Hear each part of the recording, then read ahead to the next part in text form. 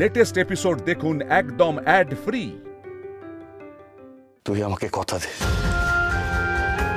যে কাজের জন্য নিজেকে 12 বছর ধরে তিল তিল করে তৈরি করেছিস সে কাজ থেকে তুই কখনো সরবি না। গত 12টা বছর আমি যে যন্ত্রণায় কাটিয়েছি, যেভাবে কষ্ট পেয়েছি, তার প্রত্যেকটা দিনের হিসেব তোকে নিতে হবে জেনে। বেশ, তাই হবে। আরও একবার ভালো করে ভেবে নিয়ে বলুন যে কার নামে কি বলছেন। উনি কিন্তু একজন মন্ত্রী, সেটা জানেন তো? আমি যা বলছি ভেবেই বলছি, সত্যিটা বলছি। ওই ঘটনাগুলোর কথা তো বাদই দিন, অনামিকার কিডন্যাপের পেছনেও ওই লোকটারই হাত আছে। বেশ, উনি তো আসছেন, আপনাদের দুজনকে মুখোমুখি বসিয়ে জেরা করা হবে। এখন যেভাবে কথাগুলো বলছেন, উনি আসার পর ওনার সামনে এইভাবে বলতে পারবেন তো? কি হয়েছে অফিসার? দেখুন, আপনি তো খুব ভালো করে জানেন যে আমি খুব ব্যস্ত মানুষ, যা বলার আছে তাড়াতাড়ি বলুন। দেখুন, আমি একজন রেসপন্সিবল সিটিজেন, তাই আপনি ডেকেছেন বলে আমি আমার অনেক কাজের মধ্যে আপনার কাছে। Thank you so much sir. Please please বসুন।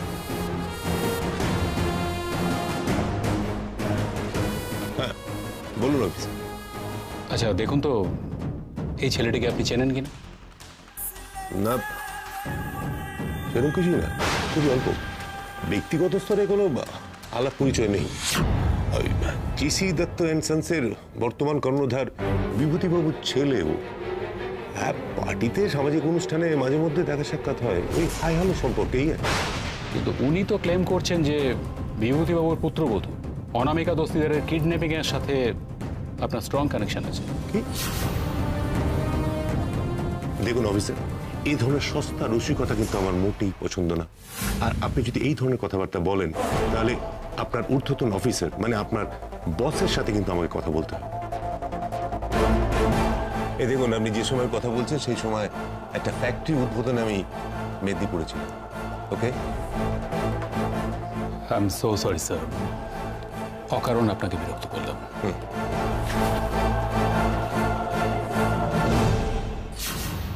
বয়স হচ্ছে তো, নেশাটা কম করে বাবার বিজনেসে মন দাও, তো তোমারই ভালো হবে। স্পয়েলড ব্রাট।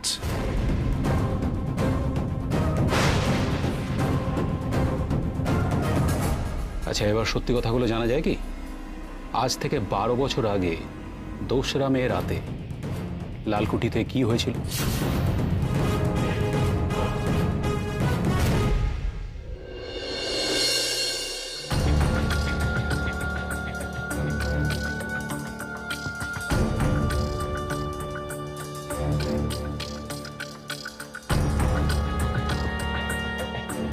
মনি বলছি একদম গরম আছে, খেয়ে না।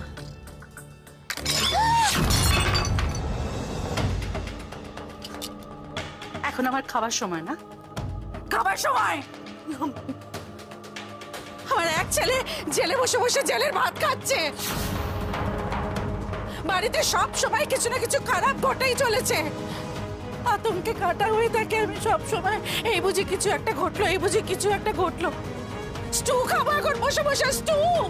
না মনি, তুমি তো এই সময় ডিনার করো, তাই ভাবলাম। চুপ করো, চুপ করো, চুপ। কি হলো কি সুপ্রিয়া? এত চেঁচামেচি করছো কেন?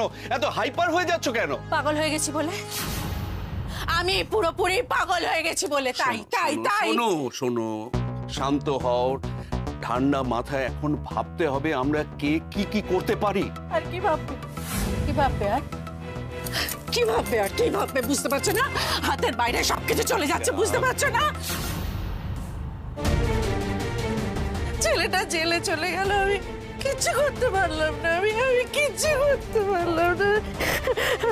মনি, আমার কথায় রাগ করো না, কিন্তু তখন তো তুমি নিজে মুখেই বললে যে কারুর যাবার দরকার নেই ওকে ছাড়াবার জন্য। তাহলে এখন কেন? বৌদি, তুমিও বুঝতে পারোনি কেন তখন কথাটা বলেছিলাম? বাহ, তার মানে কেউই বুঝতে পারেনি, কেউ বুঝতে পারেনি কেন আমি কথাটা বলেছিলাম। দেখলে না, ছোট ছেলে আর ছোট বৌমা পুরোপুরি ওর বিরুদ্ধে। দেখলে না এমন রিয়াক্ট করলো যেন মনে হলো আমার বড় ছেলেটা একটা দাগি ক্রিমিনাল। কি করতাম তখন আমি, কি করতাম? এই কথা বলা ছাড়া আর কিছু ভাল লাগছে না, আমার ভাল লাগছে না। আমার মামার শরীর খারাপ লাগে না, আমার বসে থাকলেও আমার মাথা ঘুরতে থাকে। মনে মনে হয় এরকম হয়, স্ট্রেস যদি বেড়ে যায় এরকম হয়। আমি কি ডাক্তার ডাকবো? ডাক্তার? কারণ ডাক্তার ডাকবে কেন? ও আচ্ছা, ডাক্তার ডেকে এনে প্রমাণ করবে যে আমি সত্যি সত্যি পাগল হয়ে গেছি, পুরোপুরি পাগল হয়ে গেছি, তাই তো? চলে যা, চলে যা, সবাই চলে যা, চলে যা। তোরা থাকতে আমার আরো শরীর খারাপ লাগে, আমার অস্থির লাগে। চলে যা, চলে গেছে কি, সবাই চলে যা। ডক্টর রায়, একবার লালকুঠি আসতে পারবেন?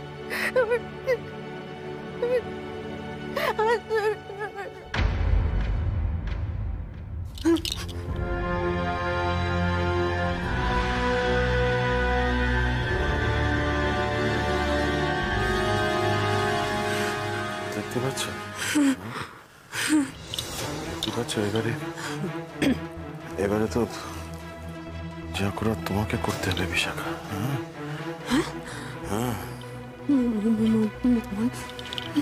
এতদিন মনি ছড়ি ঘড়িয়েছে, এবারে এই সংসারের রসটা নিজের হাতে নিয়ে নাও। কি বলছো? কি বলছো তুমি? আমি ঠিকই বলছি, দয়া করে তুমি কিছু বলো না। আমি যেটা বলছি সেটা শোনো, বেশি কিছু ভাবতে যেও না, করতে যেও না, ঠিক? আমি যা যা বলবো তাই তাই করবে। শেষ খেলাটা আমি খেলবো।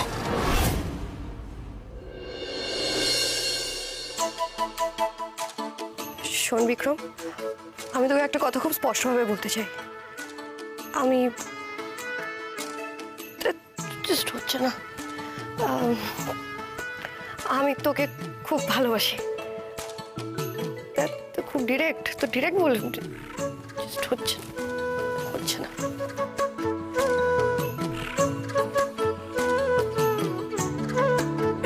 কি ব্যাপার বলো তো? একটু আগে দেখছিলাম ওখানে বিড়বিড় করছো, এখন এখানে দাঁড়িয়ে কি হয়েছে? তো সামনে আমার একটা নাটক আছে, তো ওটারই রিহার্সাল করছিলাম। আর আমার যে ক্যারেক্টারটা আছে ওখানে, যে ক্যারেক্টারটা করছি, ও একটা ছেলেকে খুব ভালোবাসে। আর ও নিজের মনের কথা সব বলে দেয় ছেলেটাকে, কিন্তু ছেলেটাকে রিজেক্ট করে দেয়। ঠিক বুঝতে পারছি না আমি কি করে করবো। না করার তো কিছু নেই, হাতে স্ক্রিপ্ট চলে আসলে করে দেবে।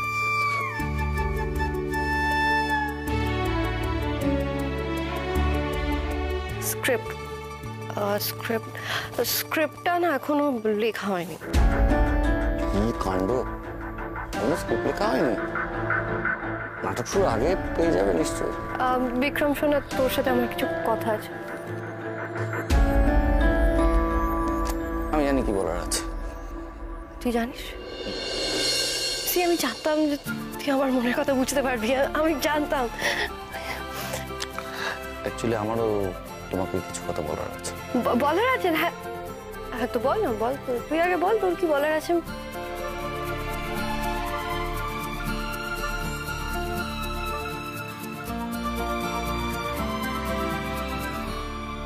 আমি চিরকাল একজনকেই ভালোবেসেছি, সে হলো জিনি। আর তাকেই ভালোবাসবো। দেখ, চিনি ছাড়া আমার জীবনে কেউ ছিল না, থাকবেও না।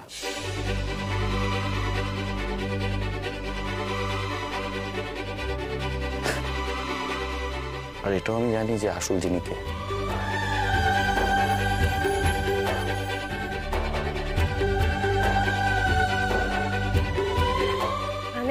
তুমি খুব ভালো বন্ধু ছিলি।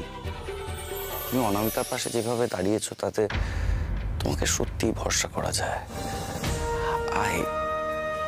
কিন্তু কি করব, ভালোবাসা যে একবারই হয়। যে ভালো থেকো।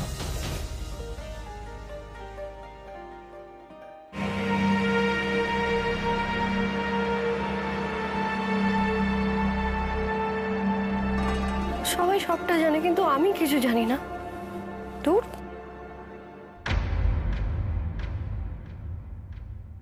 এই একা একা কি কথা বলে যাচ্ছ তুমি?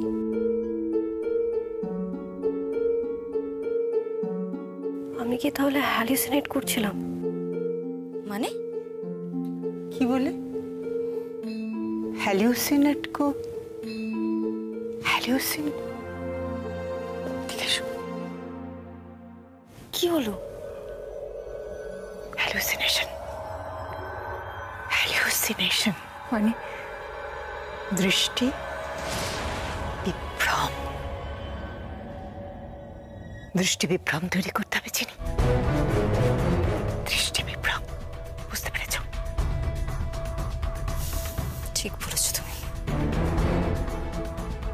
একদম ঠিক বলেছো সুলেখা আন্টি। হ্যালুসিনেট করিয়ে সুপ্রিয়া আন্টির কাছ থেকে সব কথা জেনে নিতে হবে। ইয়েস। দাদা ভাইয়ের পরে আমার সুপ্রিয়া আন্টির উপরেও সন্দেহ।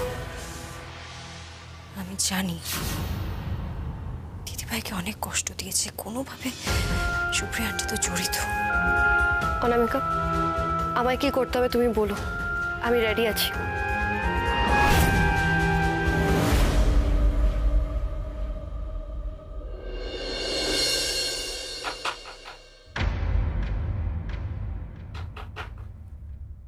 কে কে?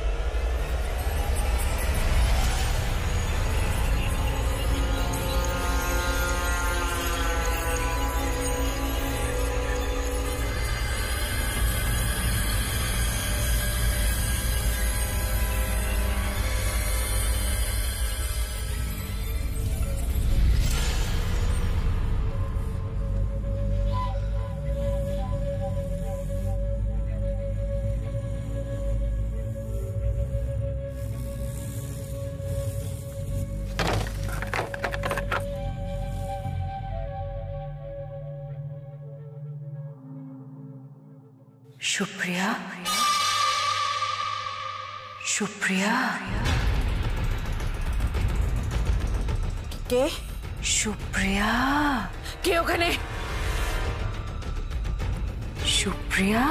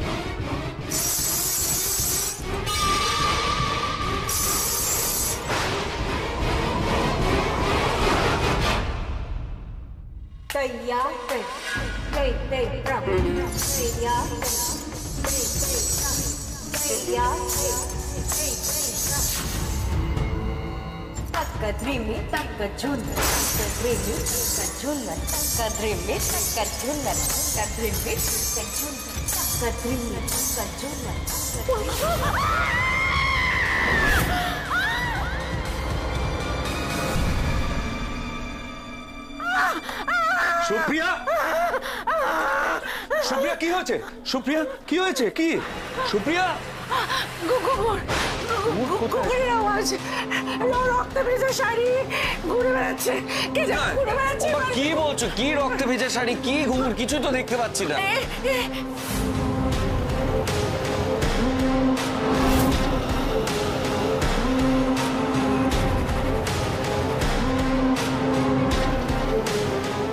ছিল তো এখানে।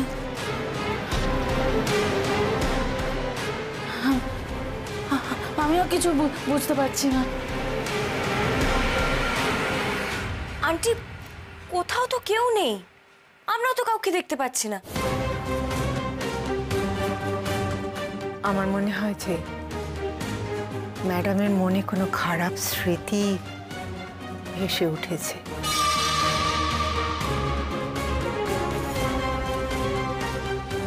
না, অনেক সময় ঘুমের মধ্যে এরকম খারাপ খারাপ দৃশ্য দেখা যায়, এটা স্বাভাবিক।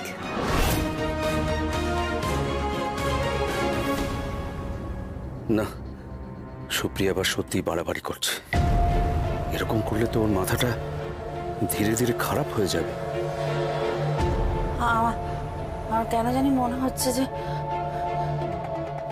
12 বছর আগে যারা পুড়ে মারা গিয়েছিল তারা ফিরে এসেছে।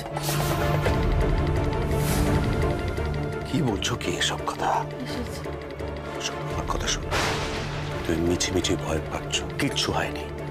কেন আমাকে ঘর থেকে বার করে দিলে? এখন ভয় পাচ্ছ? চলো ঘরে চলো। এখানে ছিল এখানে।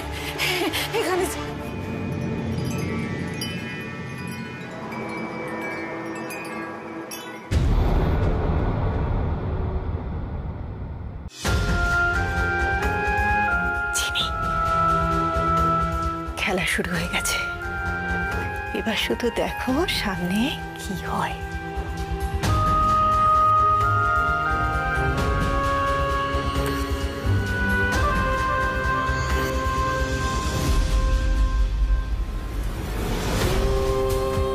তোমাকে ভয় দেখানো আমার উদ্দেশ্য নয় সুপ্রিয়া দস্তিদার। তুমি ঠিক কিভাবে রিয়্যাক্ট করছো সেটা আমার জানা দরকার। ওগুলোই প্রমাণ করে দেবে সবকিছু, বুঝিয়ে দেবে 12 বছর আগে যা ঘটেছিল সে সব কিছুতেই তুমি জড়িত ছিলে।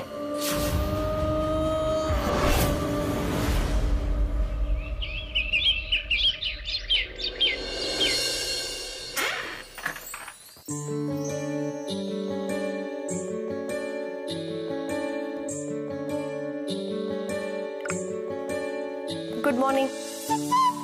আমি তোর জন্য বেডটি নিয়ে এসেছি। বিক্রম, উঠে পড় প্লিজ। দেখ, আমি না এসব করতে পারি না, কিন্তু আমি তোর জন্য করেছি। সবকিছু ঠিকঠাক থাকলে আমি তোর জন্য রোজ বেডটি নিয়ে আসতাম। জানিস, কালকে রাতে না আমি তোকে দেখলাম, তুই কত কিছু বলছিলিস আমাকে। কি বললে তুমি? সবকিছু ঠিকঠাক থাকলে তুমি বিক্রমের জন্য রোজ বেডটি নিয়ে আসতে, এটাই বললে তো? বলো বলো।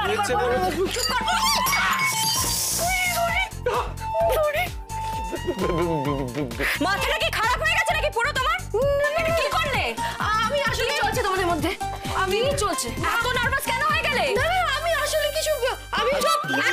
তুমি একদম চুপ। আমি কিন্তু তুমি কোনো কথাই বলবে না, তুমি কোনো কথাই বলবে না। চুপ, যাও এখান থেকে, যাও। যাবো। আমি কিছু কতদিন ধরে চলছে? আমাকে পায়ে লেগে যাবে। অলরেডি তো ভিজিয়ে দিয়েছো চাতে। আমি ইচ্ছে করে করিনি, সরি।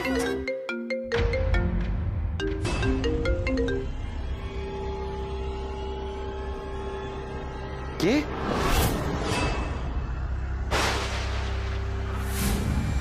আপনার দাদাকে ইন্টারভিউ করতে গিয়ে আমরা একটা খুব ভাইটাল লিড পেয়েছি। কি লিড বলুন না। উনি বলেছেন যে 12 বছর আগে লালকুঠিতে যে অগ্নিকাণ্ড হয়েছিল তার জন্য কে দায়ী সেটা নাকি উনি জানেন।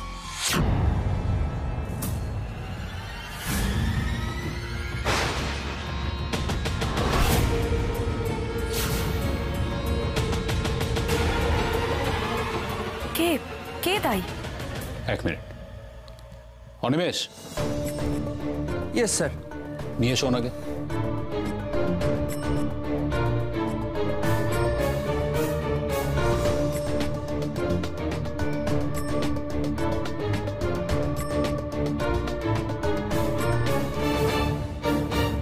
বল, 12 বছর আগের ঘটনার জন্য কে বা কারা দায়ী?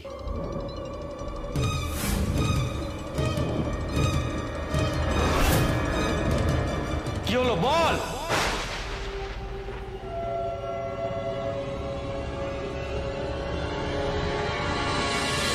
বিভূতি দস্তিদার, সুপ্রিয়া দস্তিদার।